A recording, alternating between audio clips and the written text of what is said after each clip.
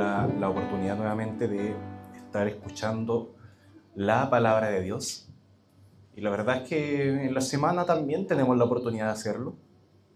Durante la semana y ahora con cómo funciona todo, el celular, el internet, los libros, los podcasts, lo que sea.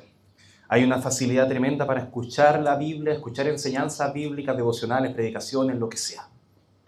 Pero quiero que, entendiendo eso, nos planteemos ahora la siguiente pregunta. ¿Qué ocurre cuando escuchamos constantemente la palabra, pero nuestra vida permanece igual? No hay un cambio.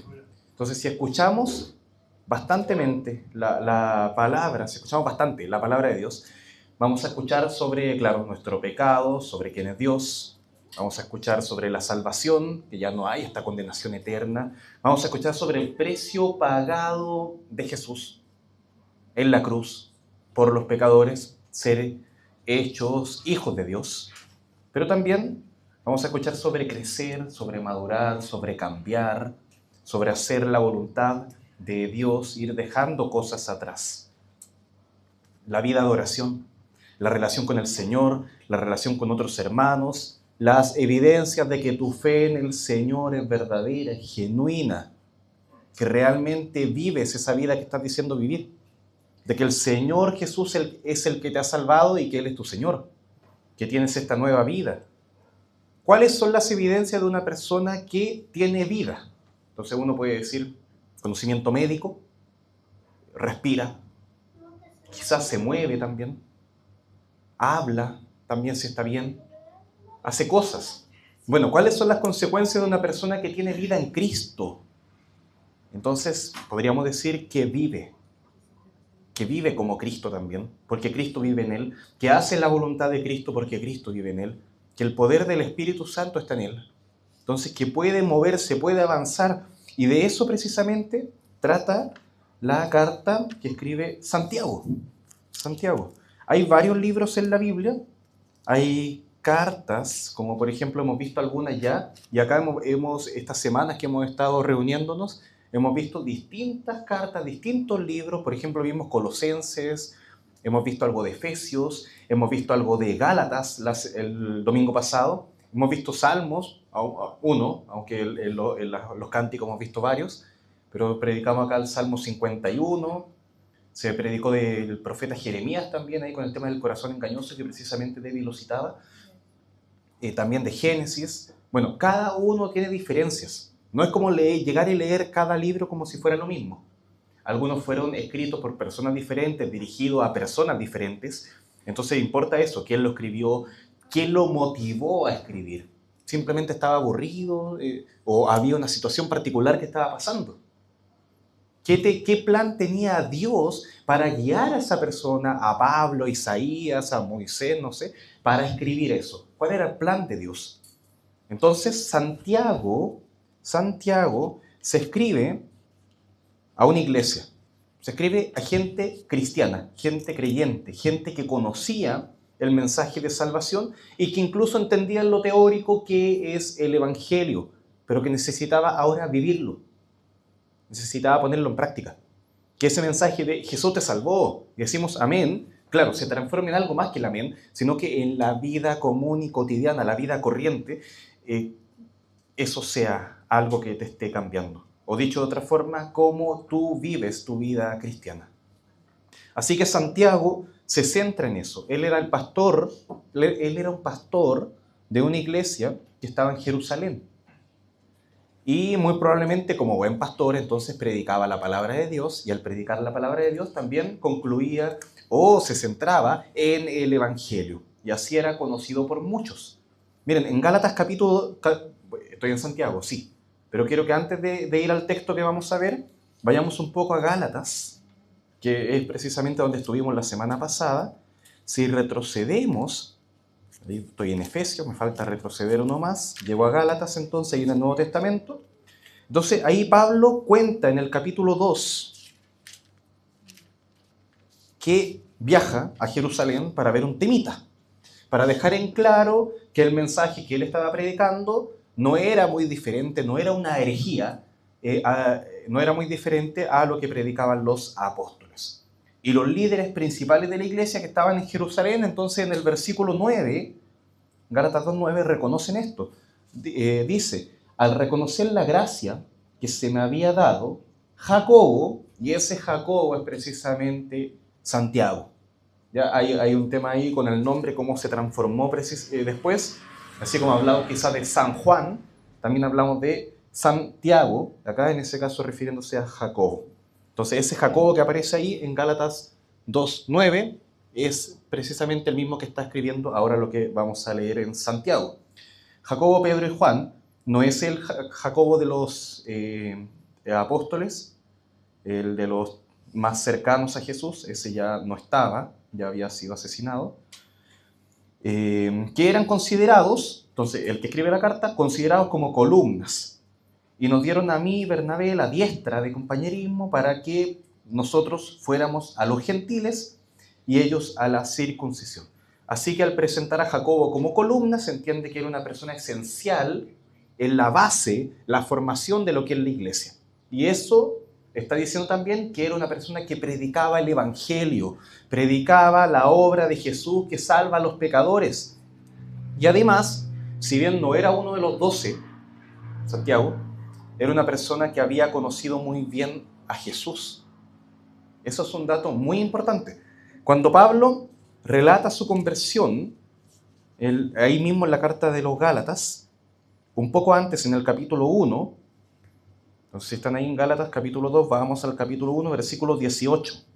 Entonces acá Pablo cuenta cómo después de su conversión, porque lo de Gálatas capítulo 2 es 14 años después, esto es cuando se convirtió recién, y pasaron 3 años, entonces dice el versículo 18, entonces 3 años después subí a Jerusalén para conocer a Pedro, pasaron 3 años, todavía no lo conocía, y estuve con él 15 días, pero no vi a ninguno de los otros apóstoles, sino a Jacobo, y dice ahí, el hermano del Señor. Y esa palabra es para decir que era un familiar, que era cercano. Así que Santiago muy probablemente era hijo de María, la madre de Jesús. Ahora, muy probablemente no, sino que la Biblia dice el hermano del Señor. Aunque la tradición católica romana dice que era su primo. Hay una pequeña discusión, no su hermano. Pero a lo que quiero llegar es que Santiago conocía a Jesús. Conocía sus enseñanzas, conocía su testimonio, conocía su vida, su muerte, su resurrección también. Conocía la salvación y predicaba eso. Y sobre esa base, ahora sí, escribe esta carta, que de hecho es de las primeras que se escribió. Aparece como al final de la Biblia, pero es de las primeras que tenemos, si no la primera carta que se escribe a las iglesias. Entonces, Santiago capítulo 1, versículo 22 al 25. Ese va a ser nuestro texto, Santiago capítulo 1, 22 al 25, que dice así. Voy a leer el texto y vamos a orar después para que el Señor guíe esta enseñanza. Sean hacedores de la palabra y no solamente oidores que se engañan a sí mismos. Porque si alguien es oidor de la palabra y no hacedor, es semejante a un hombre que mira su rostro natural en un espejo. Pues después de mirarse a sí mismo e irse, inmediatamente se olvida de qué clase de persona es. Pero el que mira atentamente a la ley perfecta, la ley de la libertad, y permanece en ella, no habiéndose vuelto un oidor olvidadizo, sino un hacedor eficaz, éste será bienaventurado en lo que hace. Padre Santo, en este momento pedimos tu dirección, pedimos tu guía, no solamente para mí, sino que para todos los que estamos escuchando esta, que es tu palabra, Señor. Gracias porque la has dado a conocer ahora y podemos, Señor, ser guiados por ti. Ayúdanos, Padre Santo, no solamente a escucharla, sino que llegue a lo más profundo de nuestras vidas. Y nos guíe, Señor, un cambio. En el nombre de Jesús oramos. Amén. Bien, entonces el texto comienza diciendo: sean hacedores de la palabra y no solamente oidores. Lo que realmente acá se está pidiendo en el texto es: conviértanse en hacedores. Eso es lo que está diciendo, simplemente.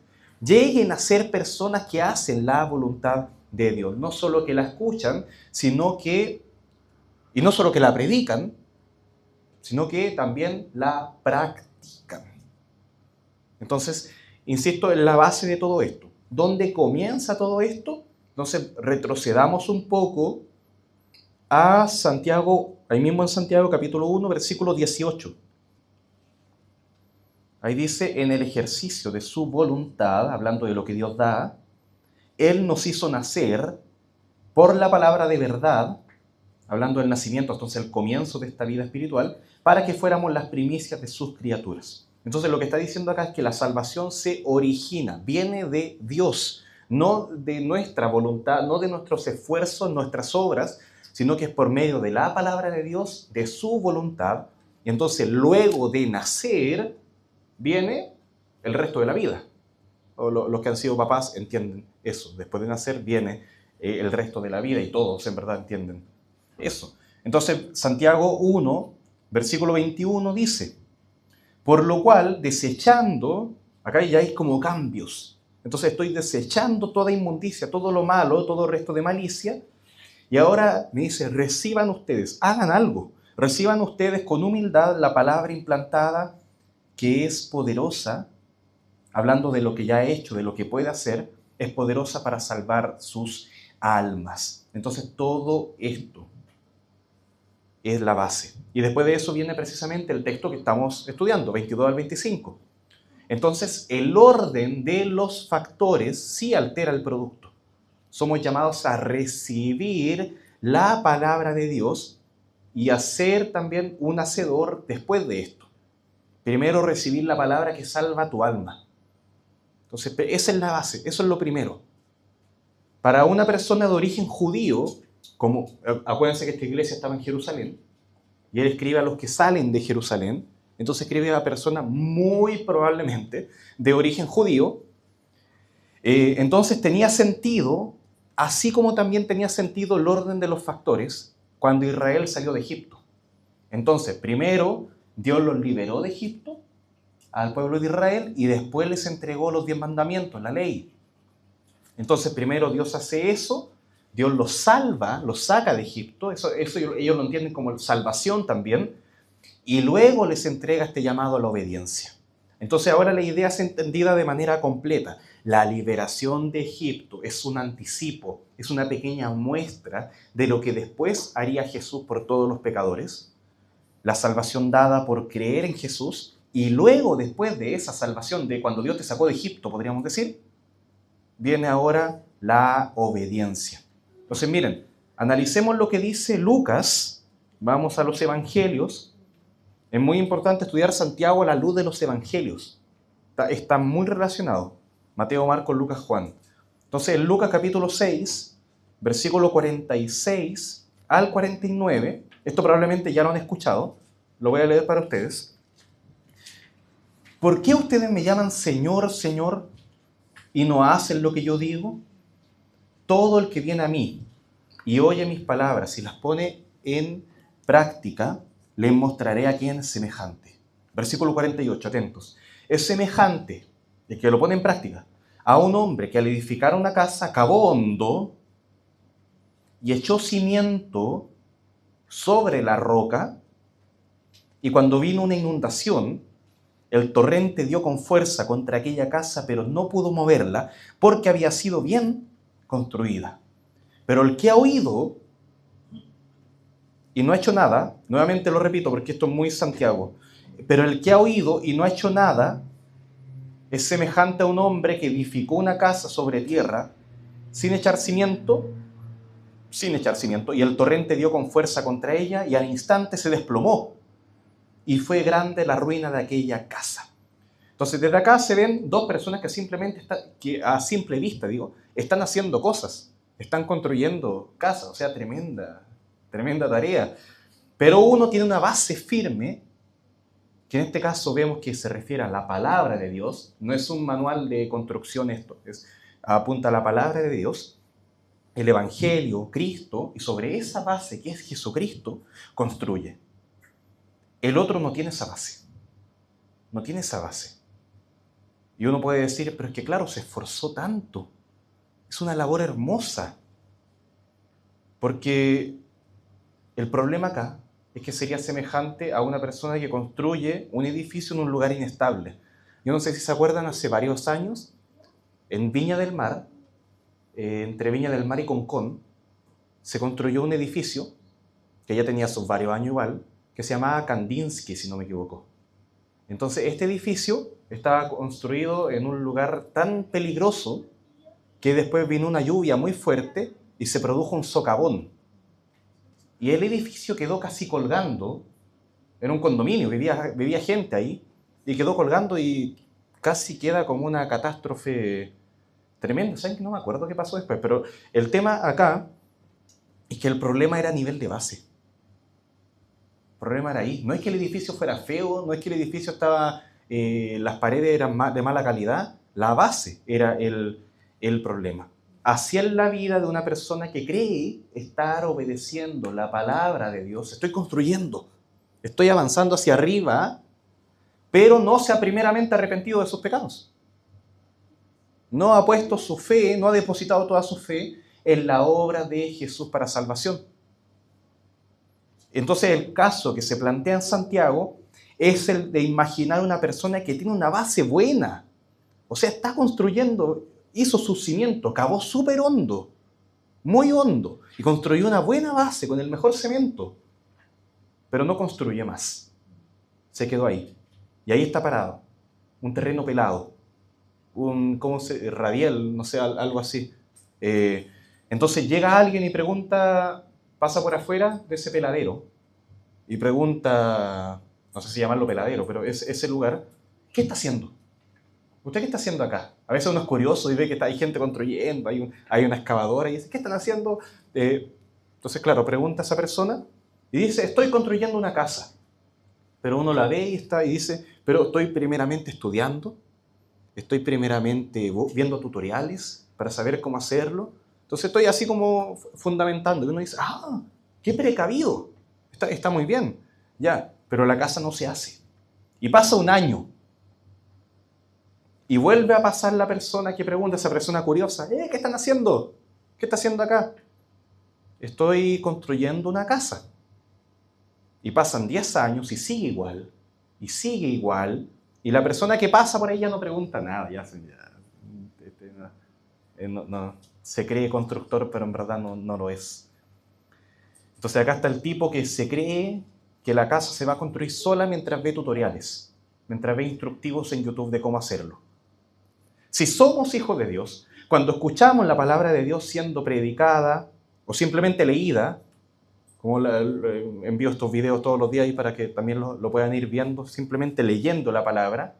Entonces ahora uno debiese preguntarse, ¿qué debo yo hacer ahora?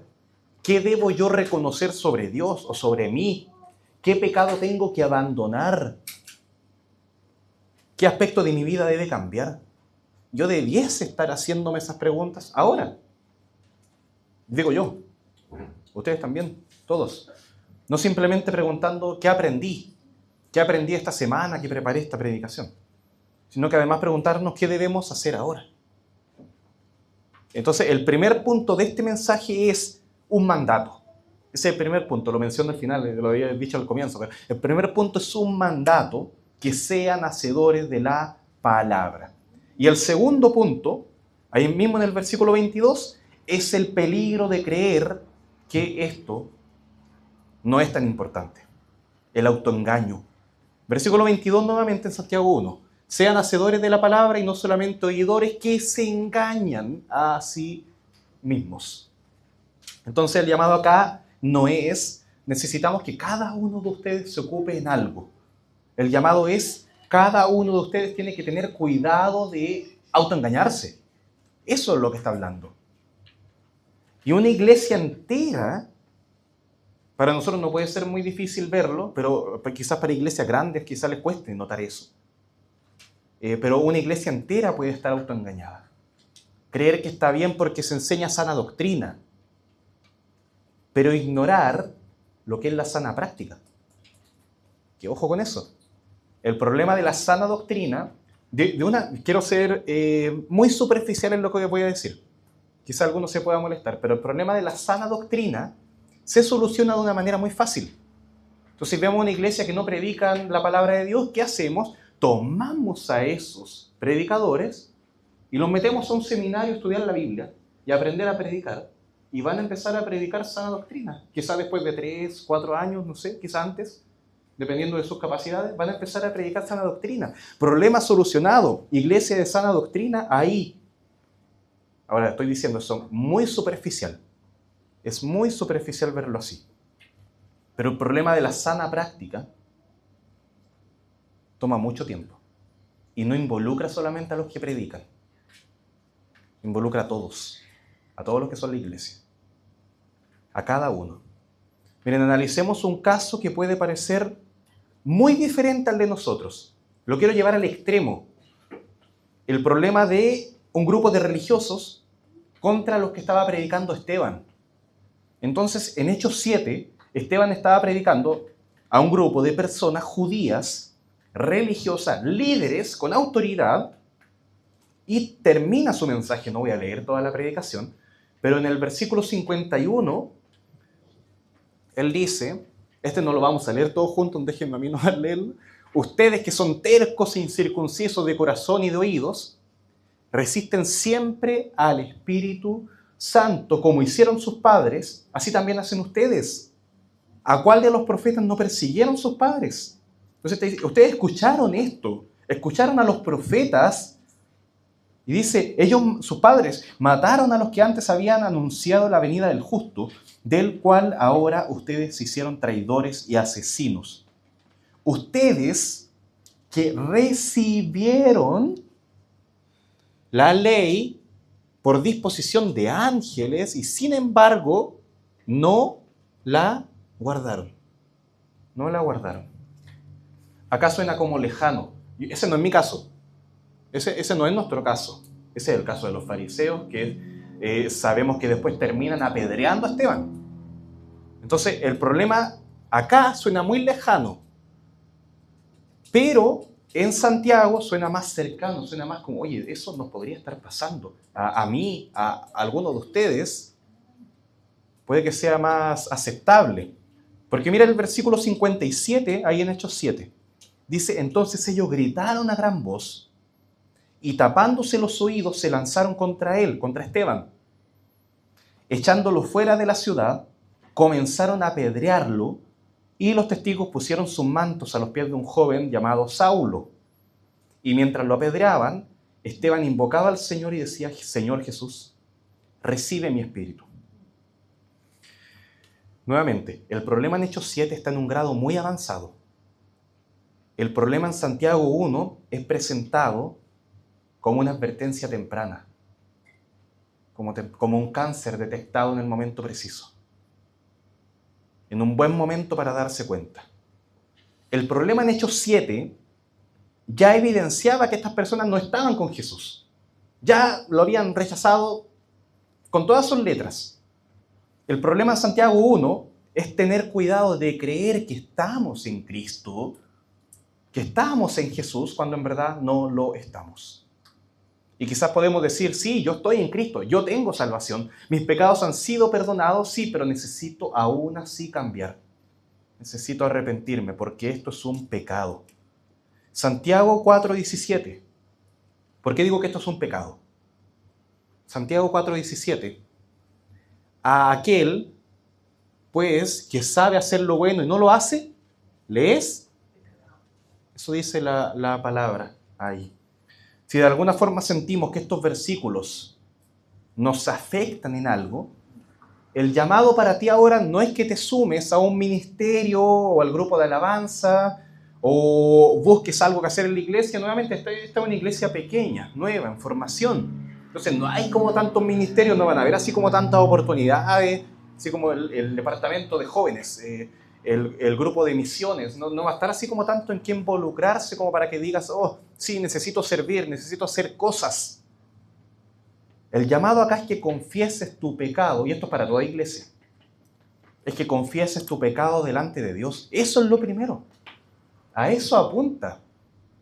Está diciendo, oh, es que ahora necesito salir a la calle y ahora salir a predicar al tiro. No voy a terminar la predicación, voy a salir ahora. No, el llamado acá es que pidas perdón. ¿Le es pecado? Dice. Y luego que el Señor transforme tu vida. A decir, ahora yo quiero ser un hacedor, voy a involucrarme en tal actividad, es un error. Es mejor decir, me doy cuenta de que he estado autoengañado todo este tiempo, confieso por tanto mi pecado y te pido que me limpies. Salmo 51. Te pido que me limpies de mi pecado, te pido que me transformes ahora, Santiago, en un hacedor. ¿Qué significa ser un hacedor según Santiago? Miren, para que entendamos a qué va, y que no se refiere simplemente a estar involucrarte en el grupo de alabanza o estar predicando acá. Santiago 1, 26 al 27.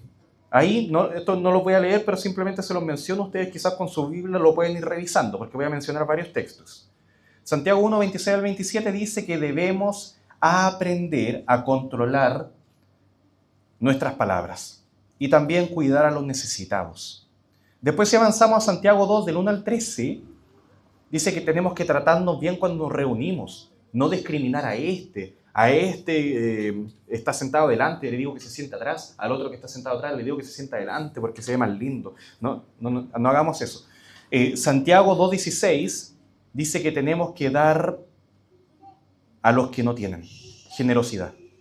Santiago 3, 9 al 10 dice que las palabras que hablamos tienen que bendecir. Santiago 4:11 dice que no tenemos que hablar mal de otros. Santiago 5, 8 al 9 dice que tenemos que ser pacientes con los demás, esperar, ser pacientes, no quejarnos por cualquier cosa. Y Santiago 5:13 nos llama a orar y cantar alabanzas. Entonces es como eso. Y esto lo podemos ir complementando más con la Biblia diciendo que todo lo que hagamos, sea de palabra o sea de hecho, hagámoslo para el Señor, para la gloria del Señor. Porque hacemos cosas todo el tiempo. Cocinamos, limpiamos, caminamos, conducimos, trabajamos, nos relacionamos con vecinos, revisamos las redes sociales, todo considerando que el Señor nos ha salvado del pecado. Eso es lo que nos están diciendo. Y puede sonar muy fácil o puede sonar muy loco, en verdad. ¿Cómo voy a hacer todo para el Señor? Bueno, también puede ser cuando nos abstenemos de cosas que son malas. Y eso lo hacemos todo el tiempo, abstenernos. Nos podemos abstener, decir no a oportunidad de ayudar a otros, pudiendo hacerlo. Oportunidades para hablar con otros del Señor. Rechazar oportunidades para orar, tiempo que tengo en mi casa para orar, para leer la palabra, decir, lo voy a dejar para después. Lo hacemos todo el tiempo. Oportunidades para agradecer al Señor por algo que te pasó. Las dejamos pasar. Desperdiciar oportunidades para muchas cosas. Para muchas cosas que no las tomamos. Y entonces nos callamos. Quizás pensando que quizá otro podría haberlo hecho mejor. Pero, por ejemplo, nosotros decimos, sí, no voy a hacer esto, el tiempo de gratitud después. Ya, no voy a pasar adelante a dar gracias porque creo que otro podría tomar ese tiempo. Ahora, ¿qué pasa? Llevémoslo al mundo.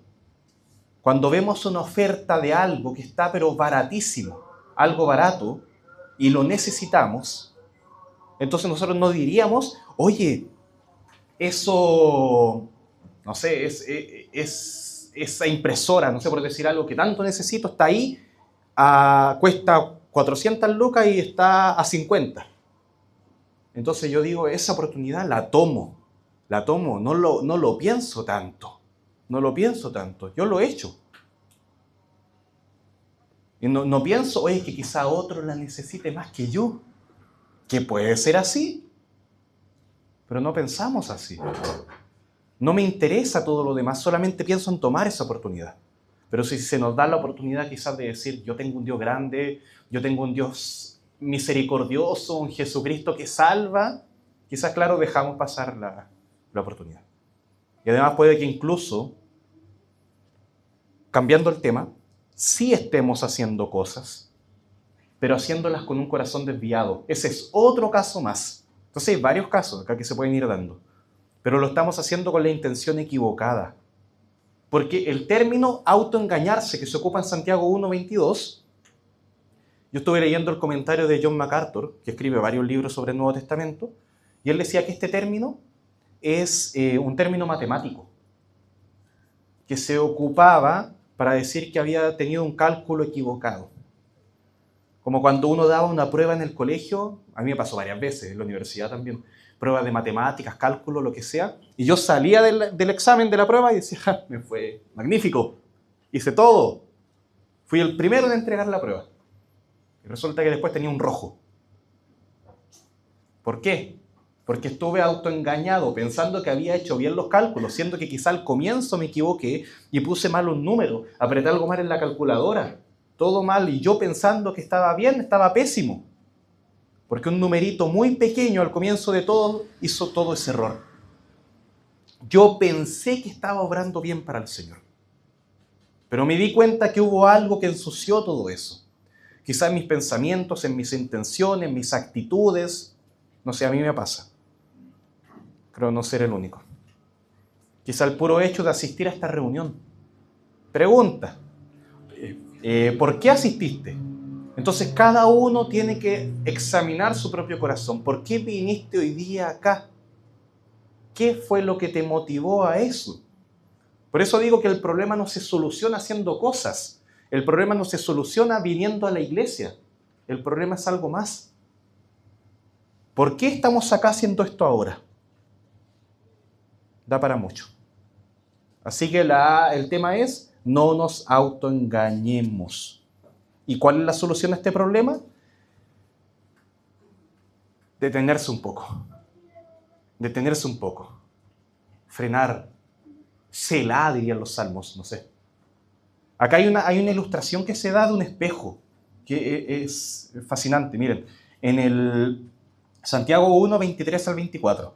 Porque si alguien es oidor de la palabra y no hacedor, es semejante a un hombre que mira su rostro natural en un espejo.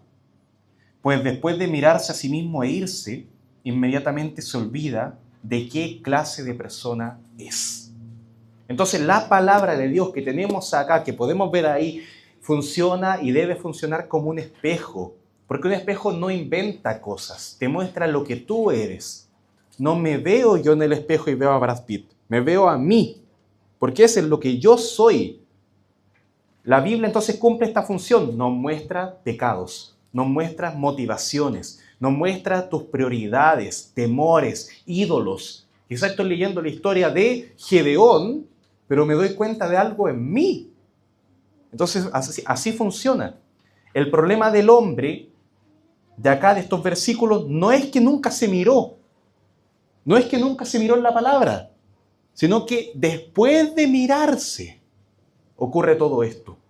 Como cuando uno se observa en el reflejo del vidrio de una tienda, vas a un mall y hay tiendas que tienen espejos grandes, entonces tú vas caminando y te ves por el espejo. Y dices, bueno, ahí estoy, ese soy yo. Me veo como una persona normal, uno más. No soy muy raro, no soy muy alto, no soy muy chico, no sé. Podría decir quizás, soy una persona más o menos ligeramente normal. Pero luego de eso voy caminando y me voy. No me quedo ahí mirándome ahí en el espejo. O quizás sí, a veces puede pasar. Pero no veo tantos detalles. No me muestra cuando yo veo ahí y me voy después mis heridas, mis manchas. En la época en que Santiago se escribió esta carta, ahí en el primer siglo, verse en un espejo requería detenerse. Si te querías ver al espejo tenías que pasar un tiempo ahí, como buscarte. Por ejemplo, yo ahora me veo en el espejo de acá y me cuesta un poquito. Si está rayado, si está gastado, más todavía.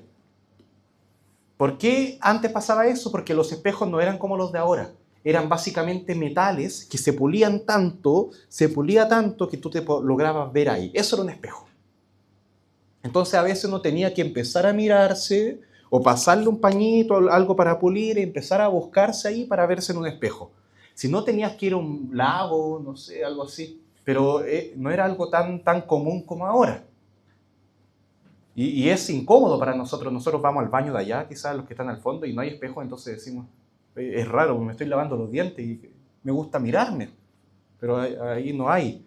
Bueno, antes era más raro todavía verse en un espejo, pero requería eso. Por eso, 1 Corintios 13:12 dice esto: porque ahora vemos por un espejo, veladamente. En la Reina Valera, si tienes esa, dice oscuramente.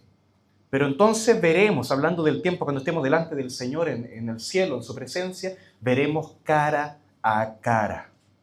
¿No? Entonces, cuando uno lee o escucha la palabra de Dios sin la intención, sin estar abierto a que mi vida cambie, a que me transforme yo en un hacedor de la voluntad, sino que cerrado, no eso. Entonces yo soy como la persona que se ve al espejo un rato rápido, se encuentra rápido y luego se va. O escucha la palabra una vez al día y luego se olvida de lo que escuchó. ¿De qué se trató la predicación del domingo pasado? Y no sé, uno podría quedarse ahí pensando. Quizás fue escuchar por escuchar. Uno ahora, si trabajas en un ambiente que te permite trabajar con audífonos o con música, no sé, en tu casa, donde sea, puede que estés trabajando y escuchando cosas, podcasts, charlas, noticias, lo que sea, música, pero uno también puede escuchar predicaciones. Y a mí me ha pasado que he estado días así como escuchando mucho, 5 predicaciones en un día, y no retuve ninguna, no me acuerdo de ninguna. A lo más me acuerdo de algo llamativo que dijo el predicador en un momento que me llamó la atención, pero el resto así como que no, se me va. Entonces, básicamente, ruido que me acompañó mientras yo trabajaba. Es eso. Que la palabra acá no sea eso. Entonces, uno puede incluso, no sé, recordar el contenido que vio. Yo podría tener una buena capacidad para entender, para concentrarme y recordar las 5 predicaciones que escuché y y todos los puntos principales y los versículos citados y todo. No sé, puede que haya gente así. Pero acá apunta algo más que entendimiento. ¿Qué te provocó? Eso es lo que está diciendo. Quizá yo no me acuerde de los puntos, pero sí puede decir el Señor hizo algo en mí. A eso apunta. Que te confrontó, que te hizo cambiar, cómo respondiste tú a eso. Y decir ahora, ¿lo estoy haciendo? ¿Estoy respondiendo? Simplemente cumplí con escuchar. ¿Y a quién le cumpliste? ¿Le cumpliste al pastor que estaba predicando, que llamó a esto? ¿O le cumpliste al Señor que inspiró esa palabra que estamos hablando ahora? Pero bueno, llegando a este punto, ahora vemos el lado bueno. Ya es como mucho problema. Ahora vamos a ver el lado bueno en los poquitos minutos que quedan, que es la bendición de mirar la palabra de Dios, escucharla y hacerla. Versículo 25. ¿Lo leemos juntos? Mas el que mira atentamente en la perfecta ley, la de la libertad, y persevera en ella, no siendo oidor olvidadizo, sino hacedor de la obra, éste será bienaventurado en lo que hace. Así que, miren, yo en este momento te quiero invitar a que no me mires, sino que mires la Biblia, sea que la tengas ahí o lo estés viendo acá, como sea, pero quiero que te concentres, que no quites tus ojos. Acá, en este texto que estás mirando tú ahora, quiero que encontremos 4 acciones que significan qué es estar haciéndolo bien. Primero, mirar atentamente. No de una manera apurada, ni por cumplir, sino con seriedad, con detenimiento. Segundo, reconocer que esto proviene de Dios. Es la ley perfecta de Dios, del Dios perfecto. Entonces, reconocer que esta ley es perfecta, que transforma mi alma, que tiene poder para ser sabio al sencillo. No es ley a medias, es la ley de Dios que habla y que manda y que ordena a mi vida. Tercero, permanece en ella o persevera, como dicen otras versiones. No confíen en que todo cambiará hoy, porque te llegó mucho el mensaje. Y eso está bien, pero no confíes en eso. Quizás yo hoy día, yo mismo acá, estoy muy emocionado por esto y me estoy dando cuenta de muchas cosas estando acá, pero cada día tiene que ser una lucha. Que no sea el domingo quedé full, recargado, con la pila hasta acá, pero el miércoles ya estaba desinflado. Ya no quería nada. En modo carne quizás. Estaba en modo espíritu, pero ahora quedé en modo muerto. Entonces te detienes hoy y te quedas mirando este texto que te pedí que te quedaras mirando. Quédate con los ojos en la palabra de Dios, en la versión que tú tengas. Y mañana con otro texto. Y así con la Biblia, quizás memorizando, hasta que te afecte y te haga hacer algo al respecto. Permanece ahí, quédate mirándote como en ese espejo que cuesta mirarse, encontrándote ahí hasta que logres hallarte. Así es la palabra. No es que me miro rápidamente y me encontré rápido como esos espejos perfectos que hay hoy día. No, no es así. Encuéntrate. Toma tus 5, 10, 1 hora buscándote ahí hasta que lo hagas. Ese es el llamado. No es hacer cosas. Pero después dice que hacer esto es bueno. Es bienaventurado, dice. Es feliz, bendecido, podría decir también. Porque en medio de todos estos llamados a la obediencia, obedece, haz esto, transfórmate en un hacedor. En medio de todo eso encontramos libertad. Es muy extraño, porque a nosotros nos cuesta verlo así, porque en nuestro contexto, en nuestra cultura, se entiende una persona que es obediente como alguien serio. Y está bien, ya, pero no se entiende como una fiesta, no se entiende como un gozo. Se contrapone quizá a la persona que es obediente con la persona que es libre. Este es obediente, este es libre, este es sumiso, este es libre. Entonces tú, cristianito, siempre amarrado a lo que puedes, lo que no puedes hacer, siempre ahí quejándote de todo, ¿cómo se dice? Aguando la fiesta de los demás. Yo no tengo ninguna religión, dice el otro. Hago lo que quiero, la paso bien, no me complico por nada, no tengo a nadie a quien rendirle cuentas. No, todos le tienen que rendir cuentas a alguien. No existe esa persona. Pero acá se habla de la ley de la libertad. ¿Por qué? Porque toda la obediencia, y vuelvo al comienzo, toda la obediencia a la que somos llamados a seguir, a obedecer, no es para obtener nada a cambio. No es que si obedezco me gano el favor de Dios, si no obedezco Dios me odia. No, no es eso. Es el privilegio de acercarme más a Dios. Obedezco porque ahora tengo el privilegio, la ventaja de acercarme más a Dios. Somos llamados a obedecer la ley de Dios, no desde la necesidad de ganarnos el precio de nuestra libertad, sino que obedecemos porque ya lo hemos ganado. Somos llamados a obedecer la voluntad de Dios desde la base de que ya no somos esclavos. Si estuvieron la semana pasada, Gálatas capítulo 4. Dios envió a su Hijo para redimirnos, para hacernos hijos. Ya no vivimos en esclavitud. Hemos sido comprados por la sangre de Jesús. Hemos sido adoptados para ser hechos hijos suyos. Hemos sido lavados, regenerados. Podríamos seguir hablando más. Pero el tema es este: tenemos vida. Tenemos nueva vida en Cristo. Ya no estamos muertos en nuestros delitos y pecados. ¿Por qué? Porque tenemos un Salvador que nos ha salvado con salvación eterna y nos ha liberado. Y ese Salvador es el Señor Jesucristo. Y a eso apuntamos. Y en base a eso, ahora, a que eres libre, haces la voluntad de Dios. Ese es el orden de los factores. Por la gracia de Dios soy lo que soy. Por la gracia de Dios hago lo que hago. Así que ahora somos llamados a responder en gratitud. En gratitud, no por miedo. El miedo no mueve. El miedo no sirve. Yo por miedo puedo hacer que hermanos de la iglesia, manipulándolos bien, hagan cosas. Vengan acá, hagan trabajos, se involucren en ministerios, formen grupos grandes.